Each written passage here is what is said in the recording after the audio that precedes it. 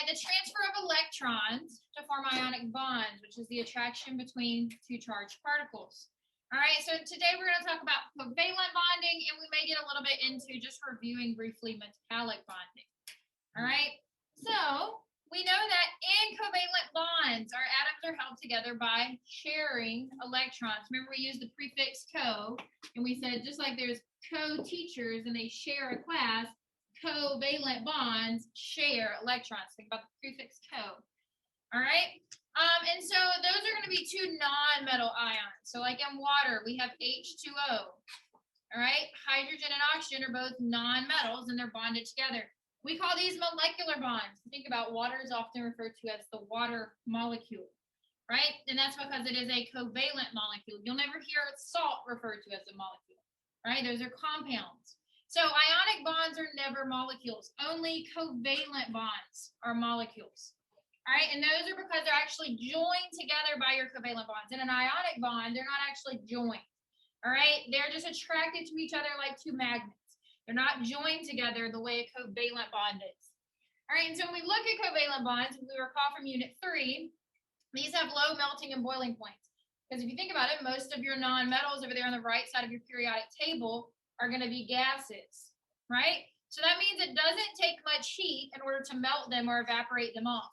And then there's no electrical conductivity because they don't have any metallic properties. So they're not going to conduct electricity.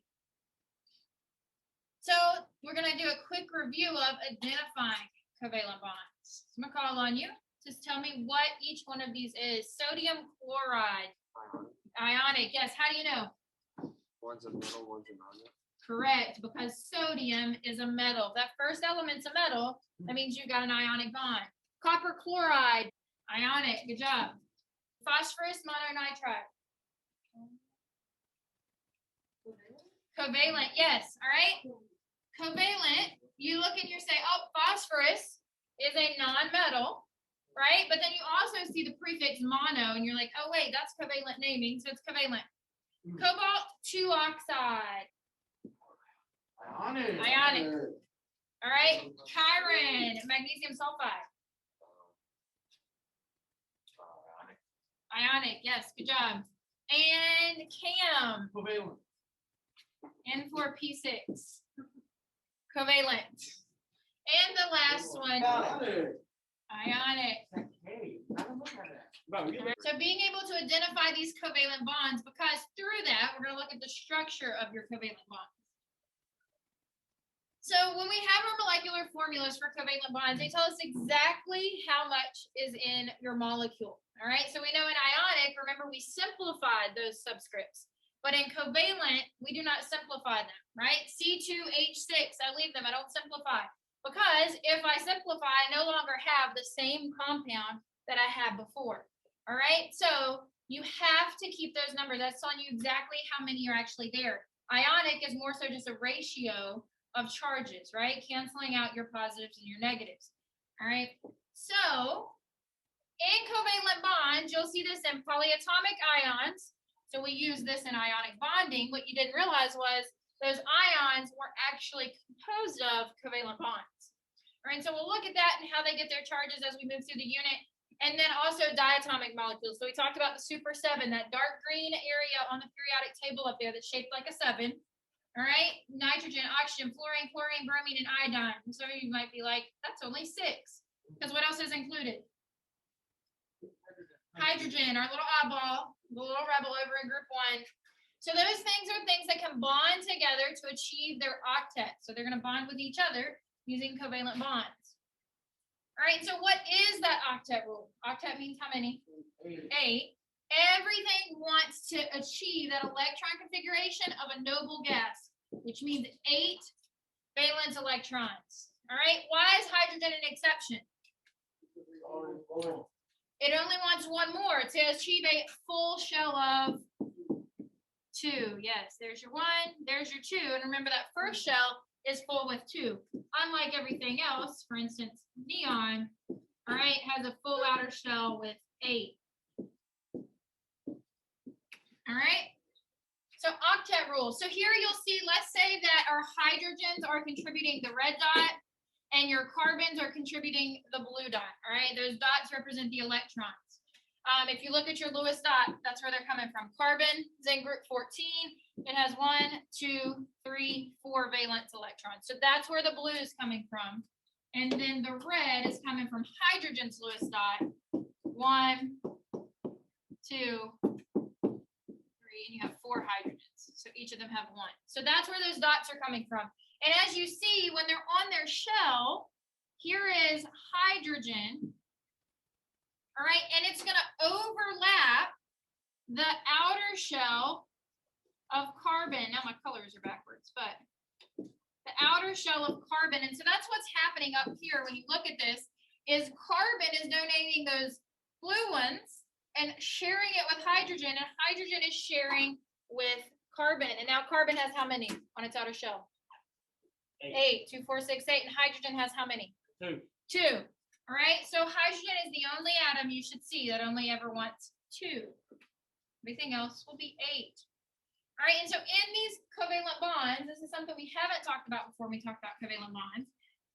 You can have polar and non-polar bonds. So non-polar means they're shared equally. So if, for instance, hydrogen and hydrogen, they share these 2 electrons with each other. They share them with the same strength. So imagine tug of war and you're stuck there in the middle, all right? The rope's even. But then when we looked at water, we talked last unit about why does the density of water decrease when it freezes and why does it not tightly pack together? We looked at it being polar. And what that means is the electrons aren't shared equally. It's no longer an even tug of war. Oxygen pulls more of those electrons towards it. And so it's kind of like bullying hydrogen. It's taking those electrons and being a little bit more greedy with them. And hydrogen is left with a partially positive charge because some of its electrons are closer to oxygen. So that's what we have when we have polar covalent bonds. Those electrons are shared unequally. And as we go through the unit, more towards the end of the unit, we'll look at how do we determine whether or not something is polar or non-polar. All right, what happens with ionic is that this pool of electrons is so strong and that one element is so much stronger than the other, it just takes that electron instead of sharing it. All right, and then there's 3 different types of covalent bonds we can have from there. You can have a single bond, which we see between, for instance, the 2 hydrogens, or in the CH4 that was just an example. How many electrons are in this bond? 2. So every bond represents 2 electrons that are being shared. You can also see a double bond. So essentially they share because in a full octet, everybody has a partner, right? If they had 8, everybody would have a pair. So here's an oxygen. Here's an oxygen. And think about it. Valentine's Day just passed. Nobody wants to be alone. They all want a buddy. So they see all these other couples around the atom, and they're like, oh, I'm all lonely and single. Let me look for another single over here. And so they find and they bond. All right. And then you've got these 2. Hey, look, I'm single and you're single. Let's bond. And so then now everything's paired up and you see that sharing of electrons between your atoms. All right. So then how many electrons are in a double bond? 4. Yes. Good job. And then triple, same thing here. You have nitrogen that has 3 lonely electrons and they all want a buddy. They don't want to be alone on Valentine's. So they bond together. And how we write this all nice and neat is a triple bond between our nitrogens. You can put those lone pairs, we call these lone pairs. You can put them wherever. All right, so we'll get into how we draw those. Doesn't matter as long as they're together. They can be on the top, bottom, side, however you'd like. All right, and so that's what you see. In a triple bond, how many electrons were shared? 6. All right, so this is just the basics of your bonding. You can have a single, double, and triple, and then sometimes there's not an even share. All right. So some of you still need to take the notes on this because the PowerPoint you're looking at didn't have this. So if you don't have steps 1 through 4, go ahead and write them. All right, but when we're drawing these Lewis structures, so we're going to start to draw the shape of these molecules.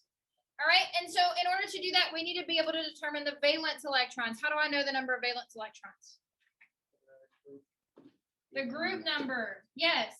All right, so remember, we talked about here we go, last class, we looked at valence electrons. So group 1 has? 1, Group 2? 2, Group 13, 3, 14, 4, 15, 5, 16, 17, 7, and 18. 8. 8, all right? Then you have your transition metals and your lanthanides and actinides, which if I give you those, I will tell you how many they have. So going back to this, once you've determined the number of valence electrons using the group numbers, you're going to place the atom with the lowest electronegativity in the center. Some of you are probably thinking, what in the world does that word mean and where did I miss it at? All right, we have not talked about electronegativity yet, but good rule of thumb is the element that only appears once.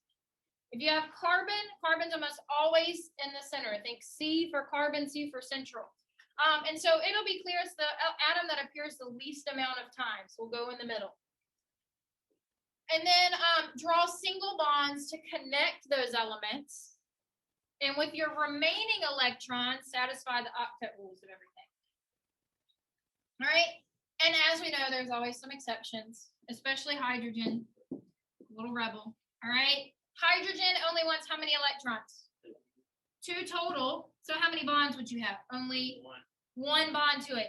And then you also have beryllium and boron that break the rules. You can go back and look at the electron configurations if you want to understand why. But beryllium will only ever have 2 bonds to it, and boron 3. So when you see these and when you're drawing your structures, just always note to yourself at the top, hydrogen, beryllium, boron. 1, 2, 3. All right. Hydrogen. I should only ever see 1 bond to hydrogen. This, how many electrons does hydrogen have now? If I have 2 bonds to it, 4. Is that okay? No. What about 6? Can I have 6? 8? No, the only option is that 1 single bond. You see it? Okay. All right, so Lewis structure, step 1, let's look at NH3. All right, first step is to determine the number of valence electrons. Why do I care about valence electrons? Those are what actually are involved in bonding. All right, all the other ones, they're just kind of placeholders. All right, the valence electrons are what determines how it bonds. So that's what I'm looking at. When I'm drawing these structures, the only thing I'm illustrating are my valence electrons. So nitrogen has a total of how many valence electrons? 5. Each hydrogen has how many? 1, and there's 3 hydrogens. So 5 plus 3, that's where you get that total of 8 up there. I have 8 total electrons that I should illustrate by the time I'm done with my Lewis structure. All right, and this is the example at the bottom. Follow along with us. And so place the element that only appears once in the middle. Well, that will be nitrogen, NH3. And then place the others around it. Top, bottoms, and sides. All right, don't start putting them in a big circle around everything. Top, bottom, and sides. And then step 3 was to connect everything with a single bond. Well, a single bond is just the one line. So nitrogen connected to hydrogen, nitrogen, nitrogen, and hydrogen. All right, and so if we looked at it, I had 8 electrons that I needed to illustrate. How many did I just place by using those bonds? 3. I put 3 bonds, which is a total of 6 electrons. All right, and so I have 2 electrons remaining. And what did it say to do with the remaining ones? Octet rule. Satisfy the octet rule. So I have 2 electrons left, and as you all said, step 4 says to satisfy my octet, right? Yes. Well, hydrogen, is its outer shell full? Yes. Yes, I should only ever have 1 line there. So I always work outside in. All my hydrogens are happy, so where am I going to put these 2 electrons? Nice. Good job, at the top of nitrogen. Great job, guys. All right, and so that's my other 2 electrons. I'm now at 0. I'm good. All right, once you've illustrated all of those, you're good. This right here is key to making sure that you get these structures correct. Because eventually we're going to have double bonds and bonds that are moving around. And so right now I may see, oh, why do I need to keep track of this? But you're going to get to a structure that you don't realize until you're building it that you might be leaving something off. So always do this. All right, and so your final structure, when we look at it, we have nitrogen with those two at the top in a lone pair. So nitrogen, does that have his octet satisfied? Yeah. Yep, it's touching 3 bonds and 1 lone pair. So 2, 4, 6, 8. Each hydrogen is 2, 2, 2. Yep, and they're happy. Let's look at the next one. CF4. So carbon, as it says, has how many? 4 valence electrons because it's in group 14. And fluorine, how many does it have each fluorine? 7, and there's 4 fluorines.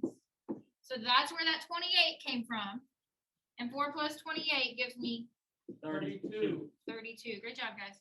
32 electrons that I should show in this. All right, so my next step is to put the one that only appears once in the middle. So find your central atom. Carbon only appears once. And then we're going to connect them with single bonds. 1, 2, 3, 4. There's 4 single bonds. So I started with 32 electrons that I needed to place. I just placed how many? 2, 4, 6, 8. 8. So 20 left.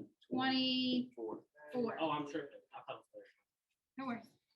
24.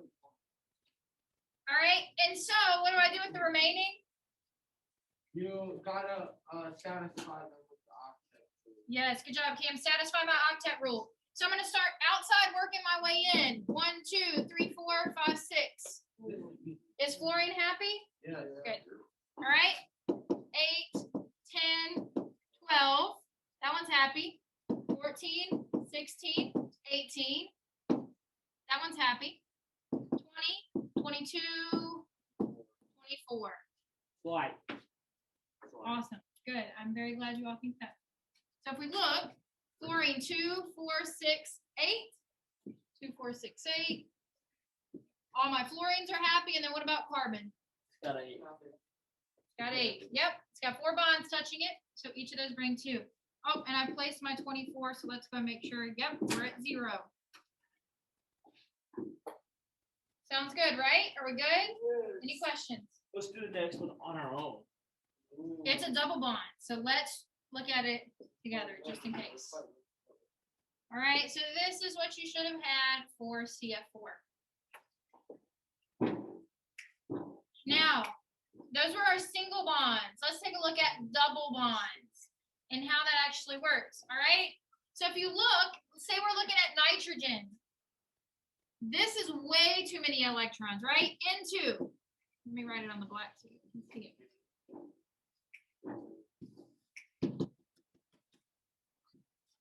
Got stop. All right, so nitrogen. If I have N2, nitrogen has 5 valence electrons. Oh. The 10. 5 times 2. Yep, and that means I only need 10. Well, look here. 2, 4, 6, 8, 10, 12, 14. Is that correct? No. No, octets are satisfied, but too many electrons. All right, the next one, 2, 4, 6, 8, 10. Yes. But is my octet satisfied? No. All right, and then look at the end. 2, 4, 6, 8, 10. And is my octet satisfied? Yes. Yes. All right, 6 of them come from the bond and 2 from the lone pair. So we're going to look at how do we get to this, doing what we just did. So we're given CO2. Carbon, how many valence electrons? 4. 4. Oxygen, 6. There's 2 oxygens, so that's where they get the 12 from. 4 plus 12. I have 16 electrons that I need to place. All right, so place what only appears once in the middle. And what do I do? First step. You gotta draw the line. Draw the lines. Good job. You got 4 already. Good job. Jack and Kim, you're on a roll today. 16 minus 4. I have 12 left to place. Satisfy. Satisfy the octet. So starting on the outside, working our way in. 2, 1, 2, 3, 4, 5, 6, 7, 8, 9, 10, 12. 11, 12. I All right, I've placed all of them. 0. I'm good, but what's wrong? Octet rule. My octet rule. Look, oxygen's happy on both sides. But what about carbon? It's not He's happening. not happy. He's not happy. All right, so I can't bring in any more elements, right? Or I no longer have carbon dioxide. You This can is take it out. dirty air. Can I take it out? No. If I take it out, then I no longer have carbon dioxide. I have carbon monoxide. So you're not no longer breathing dirty air. You're breathing. Why can't you add Poisonous some, air. Why can't you take electrons it out to of the the car? glucose? Why can't you add electrons to the car? So how do you think we're gonna do that? Add like. But I can't Take- have any more than their Can you valence. take some electrons from oxygen and put them in the car? I don't want to just give them to carbon. What do I want to do? You wanna transfer them. I want to. No, that would be ionic Put them on bonds. the what you call it? The line. Yeah. The line. Yes. Oxygen looks at carbon and goes, "Oh, you poor thing. You don't have what you need. Here, I'll share with you." And a bond forms right here. Wait, what about the other side of the bond? Right. So now carbon has 6. Is it happy yet? No. So oxygen says, all right, hey, you on the other side, it's your turn to share. And so this oxygen shares 2 of its electrons and says, here, carbon, I'll help you get what you need. And now oxygen on the left has 8. Oxygen on the right still has 8. And carbon has achieved its octet as well. 2, 4, 6, 8. 2, 4, 6, 8. All right. And so we moved them in, compared it to like socialist atoms. Oh, everybody needs to be fair and equal. So what do socialists like to do? Give Socialize. Give the Y'all other are in government class, Give money to everybody. which is called what? What do you learn when you're little kids? Sharing is caring. Sharing. So they love to share everything. So look, our oxygens are sharing. They're like, hey, carbon, I'm going to help you out. You don't have what you need. You can have some of mine. I'll share with you. But this oxygen doesn't want to give away all that it has, right? Because then that wouldn't be fair. Why would one oxygen share to get to 8 and the other one not? Because some people look at it and say, well, why can't the double bond or why can't this just be a triple bond? Because then it's not even. And this one gets to keep its electrons, right? Because then the oxygens on the right is like, well, why am I doing all the work when the oxygen on the left could do some donating, right? So we don't want to give away everything we have. We want to make sure everybody's helping out on their share. So our double bonds, triple bonds, think of it as everybody wants to share so that everybody is satisfied. All right, questions on this? No. Are we good? Does this make sense? Yes. All right, awesome. So that is your lesson for today. We're going to review it some more tomorrow. You have a worksheet that follows.